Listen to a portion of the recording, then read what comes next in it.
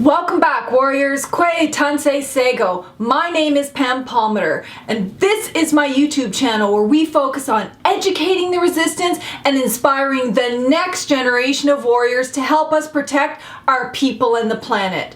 And today I'm going to talk to you about a recent report from the UN Special Rapporteur on violence against women, its causes and consequences. It was released just shortly after the final report of the National Inquiry into murdered and missing Indigenous women and girls. So stay tuned, you don't want to miss her key recommendations.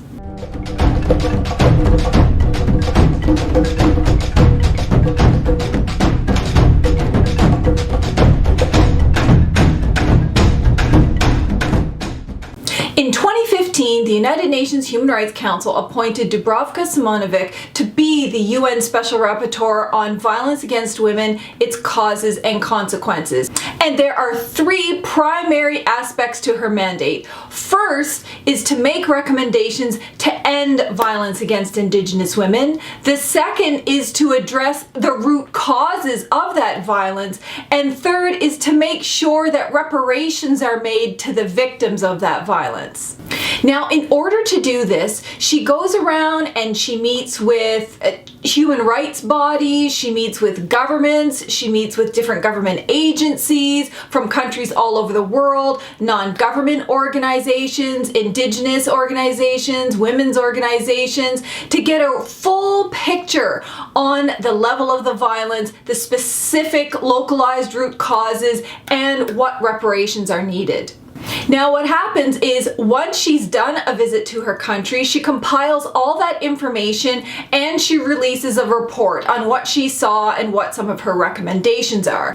Now, like most Special Rapporteur reports, she specifically outlines what she thinks the country is doing right in relation to ending violence against women, for example, and she also highlights areas of concern and makes her recommendations.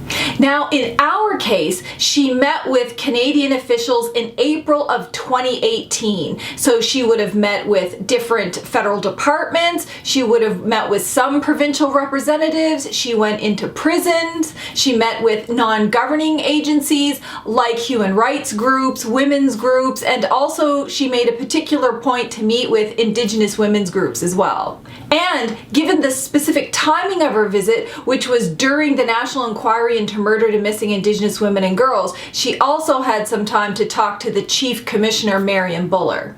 So there's several things you need to know about her report. One, it's not comprehensive. It couldn't be. She was only here for a matter of days. She only got to meet with a cross-section of people, certainly not everyone who would have wanted to meet with her. The other really important thing to understand about this report is that it's an external report. It's not from Canada, it's not sponsored or paid for by Canada.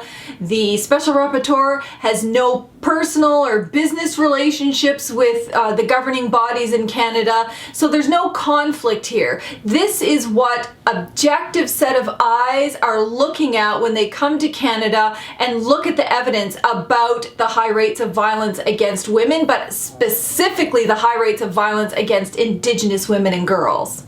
The other really important thing about her report is that she is doing her visit, conducting her investigation, reviewing the evidence, and making recommendations from a human rights lens, which means she's looking at the different ways in which the specific government, like ours, the Canadian federal provincial system, is either upholding and protecting and ensuring that all women, but specifically Indigenous women and girls, have access to the protections of all of the human rights laws in Canada and Canada's international laws with regards to human rights, and all of the instances where those basic human rights have been denied to Indigenous women and girls and thus act as a root cause for the high rates of violence. So although her visit to Canada was in April of 2018, her report didn't come out until a couple of weeks after the final report of the National Inquiry into murdered and missing Indigenous women and girls, just this past June in 2019.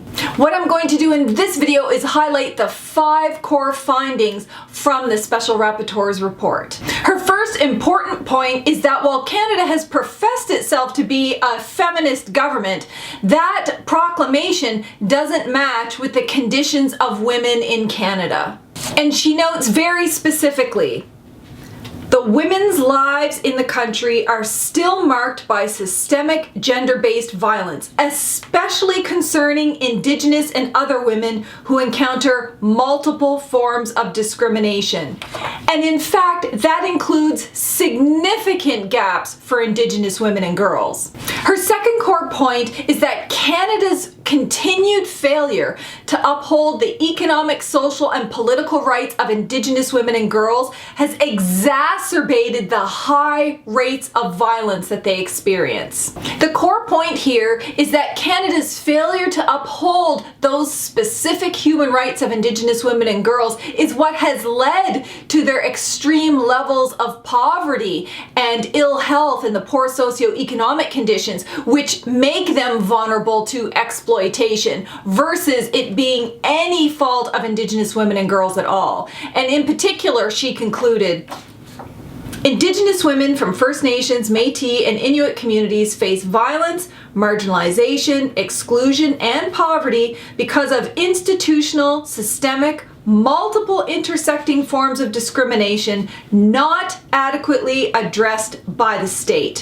Her third important point is that while Canada has ratified the CEDAW Convention, and that's the Convention for the Elimination of Discrimination Against Women, and is now binding on Canada, it has failed to fully incorporate all of the legal protections for women within that convention into domestic Canadian law. And she specifically refers to the division of powers and the different laws at both the federal, provincial, and territorial level, which has been used almost as an excuse by Canada to not fully implement these laws. But the obligation is still on Canada. However it is internally organized, the legal obligation to uphold all of the human rights of Indigenous women and girls and women in general under the CEDAW Convention rests with all of those governments. Her fourth key point is that Canada's gender violence strategy lacks a human rights framework, and that is a critical deficit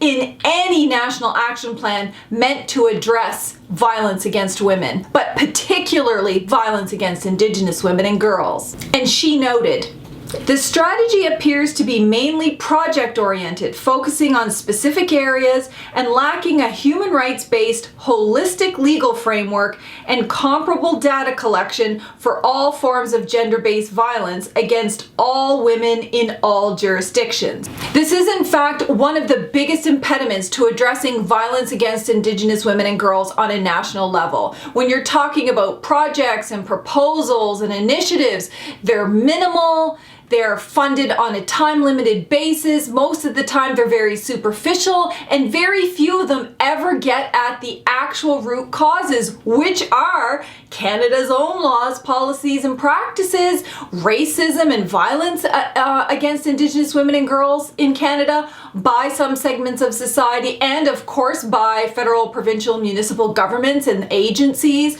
None of those things are going to be addressed by a one-year proposal-driven initiative. Her fifth major point is that Canada has failed to address both racism and trauma, which has originated from Canada's colonization of Turtle Island and all of the colonial laws and policies inflicted upon Indigenous women and girls. She points out specifically that the high rates of violence against Indigenous women and girls stem directly from racial discrimination. And this is part of gendered colonization, the exact same kinds of conclusions that were found by the National Inquiry into Murdered and Missing Indigenous Women and Girls, that it was about racism and sexism, and colonization was very targeted against Indigenous women and girls. While there were policies that applied to all Indigenous peoples, some of the worst, most sexually violent acts were targeted at Indigenous women and girls.